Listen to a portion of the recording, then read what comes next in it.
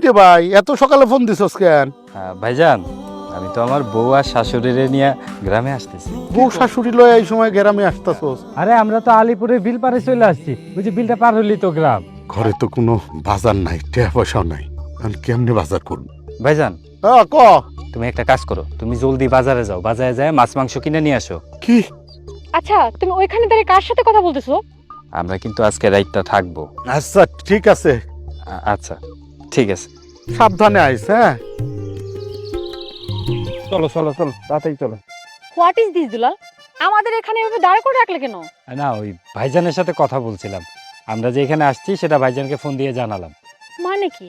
তোমাকে না বললাম যে বাড়ি গিয়ে ভাবিকে আমি সারপ্রাইজ দিব, তুমি ফোন করলে কেন? তোমরা এই প্রথমবার গ্রামের বাড়িতে যাচ্ছ, আর গ্রামের মানুষ যেই সহজ সরল, তারাও তো সারপ্রাইজ কিচ্ছু বোঝে না। দেখা গেল না জানালে শেষমেশ কোনো খাবারই পেতাম না। দুলাল ঠিকই বলেছে, গ্রামের মানুষদের অনেক প্রবলেম থাকে, আগে ফোন করে জানা থাকলে অনেক প্রবলেম সলভ হবে। দেখেছো, আম্মু ঠিকই বুঝেছে, তুমিই খালি বুঝো না। চলো চলো চলো। চলো মানে? এখন কি আমি পায়ে হেঁটে যাব? এখানে কোনো রাস্তাঘাট আছে? নেই তো, পায়ে হেঁটেই তো বিলটা পার হতে হবে। আর ওই যে দেখো, ওই পারে হচ্ছে গ্রাম, এইটুকু জায়গা। নাটক করবা না, আমি এই কথাটা তোমাকে আসার আগে বলেছিলাম। চলো চলো চলো চলো, আম্মু নিয়ে আসেন ওকে।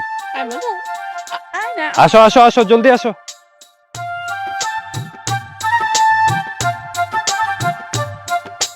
কি কও, বউ শাশুড়িলে বাড়ি আইতেছে? কবে আইবো? কবে আইব? অলরেডি ওই আলিপুরে আয়া পড়ছে। কও কি, আলিপুরে আইয়া পড়ছে? আলিপুরে আয়া পড়ছে। ও, তোমার কাছে কি কোনো টাকা পয়সা আছে? হ, টাকা পয়সা দিয়া আপনি আমারে বড়াই রাখছেন না, ওখান থেকে দিমু। বউ শাশুড়িলে আইতেছে তো হ্যাঁ, টাকার কথা কিছু কয় নাই? কিছু তো কইলো না বউ। কইলো মাছ মাংস কিনা রাখতে, হেরা নাকি আজ রাতটাও থাকবো। থাকুক, সমস্যা নাই, কিন্তু বউ শাশুড়ি লইয়া যে আইতেছে, তোমার কাছে টাকা পয়সা আছে কি নাই এটা জিগাইবো না? জিগাইব। আর কি ওই হুশ আছে? হ্যাঁ তো ভুইলাই গেছে, আর ভাই একটা কামলা মানুষের বাড়িতে কাম কইরা খায়। অহন আক্ষেপ করার টাইম নাই, বাজারে যাও, বাকি বর্গা কইরা মাছ মাংস চাল ডাল যা লাগে সব কিনে নিয়ে আসো। বাজারের সব দোকানেই তো বাকি বর্গা কইরা রাখছি, অহন কি কেউ বাকি দিব না মনে হয়। তাহলে এখন কি করবা? বাজার না আনলে তো মান সম্মান কিচ্ছু থাকবো না, ঘরে তো আলু আর পেঁয়াজ ছাড়া কিচ্ছু নাই। ছোট ভাই এই প্রথম তার বউ আর শাশুড়ি লয়ে আসতেছে, হ্যাঁ তাইলে পা বড় ভাই হিসাবে মান সম্মান আছে, এই নষ্ট হইতে দিব না। তুমি বাজারের ব্যাগটা দাও, আমি দেখতাছি। দুলাল, হ্যাঁ এটা কি সত্যি তোমার ভাইজানের বাড়ি? হ্যাঁ, এটাই আমার ভাইয়ের বাড়ি। ও নো, এটা আমি কি করেছি?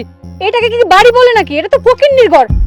আম্মু, আই এম সো সরি, আমার জন্য তোমাকে এরকম নোংরা একটা পরিবেশে আসতে হলো। আই এম সরি আম্মু। ইটস ওকে বেবি, এত সরি আর কিছু নেই তো। আমি কিন্তু বিয়ের আগে তোমাকে সব বলেছিলাম, আমার ভাই ভাবি যে গরিব সেটা তুমি জানো। ঠিকই তো, তুই এসব জেনে শুনেই তো দুলালকে বিয়ে করতে রাজি হয়েছিস। আম্মু, ও বলেছিল ওর ভাই ভাবি গরিব, ওর ভাই ভাবি যে ফকিন্নি সেটা কিন্তু বলেনি। বাড়িটার অবস্থা দেখেছো? এটা একটা ফকিন্নির বাড়ি, কি অবস্থা! রাইসা প্লিজ থামো এবার,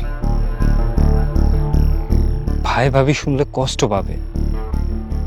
কষ্ট পামুকে, হ্যাঁ তো ঠিকই কইছে। বোন রে, দুলালের ভাই কিন্তু কামলা দিয়া খায়, কষ্ট করে খায়, ভিক্ষা করে খায় না। ফকির আর গরিব এক না। আপনি ঠিকই বলেছেন, যারা ভিক্ষা করে তাদেরকে বলে ফকির। আসলে আমার মেয়েটা ফকির এবং গরিবের পার্থক্য বোঝে না। আচ্ছা, আপনি তো দুলালের ভাবি, আপনি আমগো মাও না? না জি, এই যে আসতেছে, খান। এনে বসেন বসেন বসেন। নো নো নো আম্মু, বসো না, চেয়ারটা তো ভাঙা। আপনি আমাকে ভাঙা চেয়ার দিয়েছেন কেন? ভাঙা না বোন, ওই পুরান হয়ে গেছে, গরিবের ঘরে ইচ্ছে ভালো চেয়ার থাকে না। বসেন মা, মা পড়বেন না। জি, ইটস ওকে, বসো। আমরা কোথায় বসবো? আমাদেরকে চেয়ার দেন। ঠিক আছে ঠিক আছে, আসো আসো, তোমরা এখানে এসে বসো, এখানে বসো, আমি শরবত নিয়ে আসতেছি, বসো। ও নো, দুলাল, এসব হচ্ছেটা কি?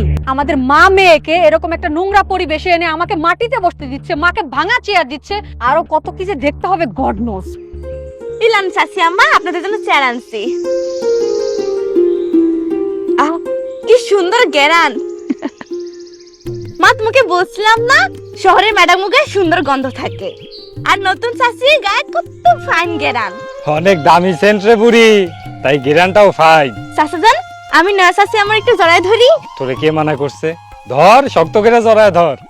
এই খবরদার, এই নোংরা শরীরে আমার ধরবি না। আর চাচি আম্মা কি রে? আমি কি বুড়ি যে আমাকে চাচি আম্মা ডাকবি? ফারদার ওই নাম আমাকে ডাকবি না, যা এখান থেকে। তুই কি শুরু করছিস? এই আমার সাথে মা, দেখ না তোর বাপ কই আছে, এখন আসে না কি জন্য? যা যা যা, তাড়াতাড়ি যা, তুই ওনাদেরকে একটু নিয়ে আয়, যা আচ্ছা, তুমি ব্যাগগুলো নাও, ভিতরে নাও, আমি দেখি। তাড়াতাড়ি যা, তাড়াতাড়ি যা নিয়ে আয়। ছাড়ো তো, এইভাবে টানতেছো কেন আমাকে? টানতেছি এই জন্য, কথায় আছে না, বেশি বার বাইরো না, ঝড়ে ভেঙে যাবে, আর বেশি ছোট হয়েও না, ছাগলে মুড়ে খাবে। এই প্রবাদ তুমি আমাকে শোনাচ্ছ কেন? শুনাইতেছি এই জন্য, তুই কিন্তু বেশি বেশি করতেছিস। যতটুকু দেখছি দুলালের ভাবি কিন্তু খুব বুদ্ধিমান মহিলা, তার সাথে তুই এরকম করে কথা বলে পারবি না, সে তোর উল্টা কথা শুনাই দেবে। তুমি একজন অশিক্ষিত মূর্খ মহিলা, তো এই জন্য তুমি আরেকজন অশিক্ষিত মূর্খ মহিলাকে যাতে তুলতেছো। ভুলে যেও না, তোমার যতটুকু পজিশন হয়েছে শুধুমাত্র আমার জন্য। শোন, তুই ভুলে যাবি না, তোর এই অশিক্ষিত মাই তোর এই শিক্ষিত বানাইছে, আর তোর এই অশিক্ষিত মায়ের জন্যই তুই দুলালের মতো একটা ভালো ছেলে পেয়েছিস, বুঝছিস? থামো তো, তুমি তো সুযোগ পাইলে নিজের মাদার তেরেসা বানিয়ে ফেলো আর আমার রাস্তার মানুষ বানিয়ে ফেলো। তখনই করি যখন দেখি অহংকারের জন্য তুই নিজের আসল পরিচয় ভুলে যাস, বুঝছিস? তুই কিন্তু বেশি বাড়াবাড়ি করতেছিস, এত বেশি বাড়াবাড়ি করিস না, একদম চুপ। বাড়াবাড়ি কম করবি, আর যদি কিছু করাই লাগে তাহলে সেটা আমি করব, তুই চুপ থাকবি। কি ব্যাপার আম্মু, বাড়ি ছেড়ে এখানে চলে এসলেন কেন? ফ্রেশ হবেন না? ফ্রেশ হন। ফ্রেশ হবো কোথায়? ফ্রেশ হওয়ার মতো তোমার ভাইয়ের বাড়িতে কোনো ঘর আছে? থাম তো, তুই কি এখানে হানিমুনে এসেছিস? তুই এসেছিস কাজে, যে কাজটা ঠিক মতো করা যায় কিভাবে সেই প্ল্যান কর। জামাই, এই সুন্দর বাংলো বাড়িটা কার বাবা? রাস্তায় মেম্বার চাচার সাথে কথা বললেন না, এটা তার বাগান বাড়ি।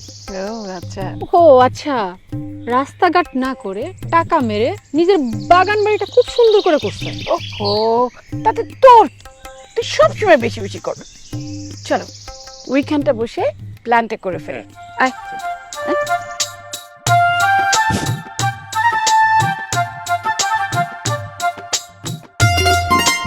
আরে কি আমার পিছনে পিছনে আইতেছে? ওখানে রাখো। এখানে রাখুন। ও বউ, এই ঠিকঠাক মতো রান্না করছো তো? কে তোমার মনে হইতেছে আমি তরকারিতে বিষ দিছি? আরে বউ, আমি কি সেই কথা কইছি নাকি? হেরা আনোর পর থেকে তুমি কেমন জানো রাইগা আছো, কি হয়েছে? ফকিরের বউ হয়েছে দেখে কি রাগ করা নিষেধ আছে নাকি? বউ, রাগ করো না, রাগ করো না। হেরা শহরের বড় লোক মানুষ, একটু না হয় কইছে, বুঝলা যাও তো। বুঝলে যাইতাম, ওখানে যদি দুলাল না থাকতো, সবকিছু শোনার পরেও দুলাল কেমনে চুপ করে রইলো? আয়নার বাপ, আমার কেন জানি মনে হইতেছে এরা কোনো মতলব নিয়ে এই গ্রামে আসছে। এই গরিব কামলার বাড়িতে হেরা কি মতলবে আইবো কত? আমি বুঝি না ঠিক মতো। ওনাগুলো আইছি। মেম্বার দাদু গো বাগানে গিয়ে বসেছিল। তুমি শুধু শুধু রাগ করতেছো মানুষটার উপরে, রাইসা গ্রামের কামলা মানুষ, ঘর বাড়ি করবো কি দিয়া কও? খাওন জোগাইতে তো দিন যায়।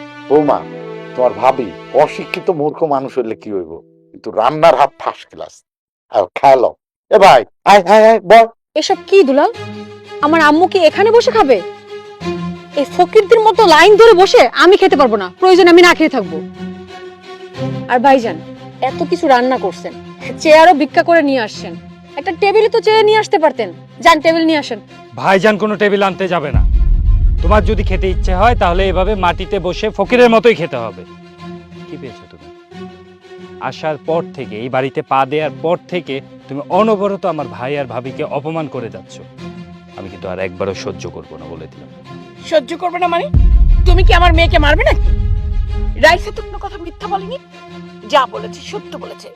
রাইসা কোনোদিন এরকম নিচে বসে খায়নি, ওর অভ্যাস নেই। তাছাড়া তুমি নিজেই তো আমার পায়ের ট্রিটমেন্ট করিয়েছো, ডাক্তার দিয়ে গেছো, right? Yes, I know that, I know that. কিন্তু আপনারা যেটা চাচ্ছেন সেটা আমাদের ভাই ভাবির করার সামর্থ্য নেই। তাদের যেটুকু সামর্থ্য আছে সেইটুকু দিয়ে সম্পূর্ণ আপনাদের সম্মানিত করার চেষ্টা করেছে, কিন্তু আপনারা তাতে। এ দুলাল ভাই, থাম তো। মামা, আমরা আসলে বুঝতে পারি না, একটা টেবিল আনা এটা তো কোনো ব্যাপার না, কঠিন বিষয় না, 5 মিনিটের বিষয়। তাহলে ভাইজান, যেই কাজটার সমাধান 5 মিনিটে করা সম্ভব সেই কাজটা করলে না কেন? তোমার ভাই কইলই তো বুঝতে পারে নাই, আরে কারাই রইছো কেন? যাও না, সেন্টার বাড়ি থেকে যায় ভাস করা টেবিলটা নিয়ে আসো, দৌড় দাও, এখনই আনতাছি তাড়াতাড়ি যাও। বোন রে, এই বাড়িতে তো কোনোদিন তোমাকে মতো এত বড় লোক শহরের মেহমান আসে নাই, তাই আমরা জানি না কেমনে আপ্যায়ন করতে হয়। আমরা তো মনে করছি আমগো দুলাল তার বউ আর শাশুড়ি নিয়ে আইছে। দুলালের বউ আর শাশুড়ি যে এত বড় লোক আমরা তো এটা বুঝতে পারি নাই। আয় না, আয় তো, চেয়ারগুলা নিয়ে যা। কি হয়েছে, মন খারাপ করে বসে আছো কেন? দুলাল রে পোড়ানোর সময় কি ভাবছি আর অহন কি হইতাছে। যাওয়ার ঠিকই হইতেছে। ছোট ভাইরে পড়াশোনা করায় অফিসার বানাইছো, সে বড় লোকের মাইয়া বিয়া করছে, এখন লাত্তি উষ্টা তো আমগো খাওয়ানি লাগবো। আমরা তো গরিব মানুষ হয় জন্ম নিচ্ছি, এই গরিব হওয়া কি পাপ হইছে? গরিব হওয়া অপরাধ হয় না, তোমার অপরাধ হয়েছে ছোট ভাইরে পড়াশোনা করায় অফিসার বানাইছো। আয়নার মা, অহন তো মনে হইতাছে দুধ কলা দিয়ে কালসাপ পুষছি। সেই কালসাপ অহন আমার দংশন করতেছে, সাপের বিষে সারাটা শরীর নীল হয়ে যাইতেছে।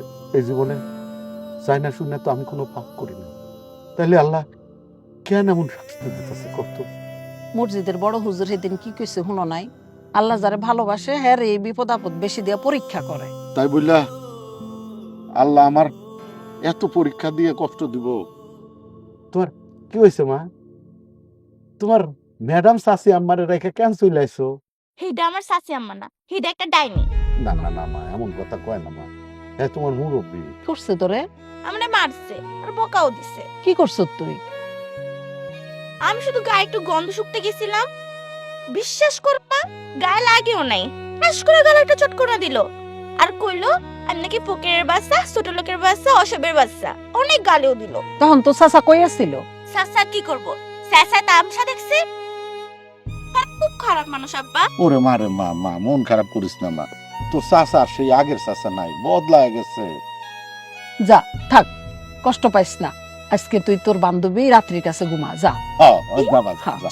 হ্যাঁ সত্যি যা।